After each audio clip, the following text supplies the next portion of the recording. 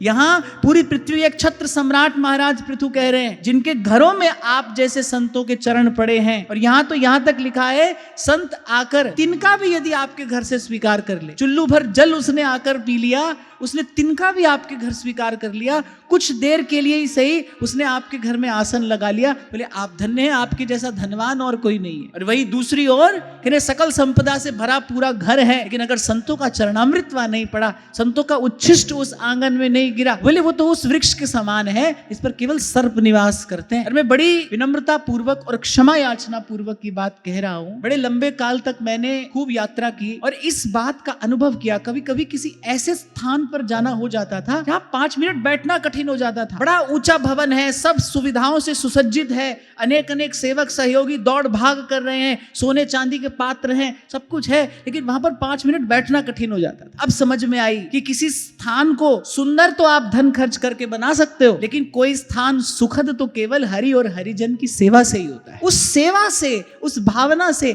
वहां सुख का परमाणु सृजित हो। सत्य कहा महाराज पृथु ने, अरे सब संपदा हो, कभी संत ही नहीं आए, कभी भगवान की सेवा नहीं हुई, कभी प्रभु का कोई उत्सव नहीं हुआ, कभी संतों ने आकर प्रसाद नहीं पाया, किस काम का है भाई वो सब। अगर जीवन में भगवत भजन ना हो, साधु संग ना हो, तो यही संसार की सकल संपदा अनंत काल तक जीव का पतन कराने वाली सिद्ध होती है, अवश्य होती है।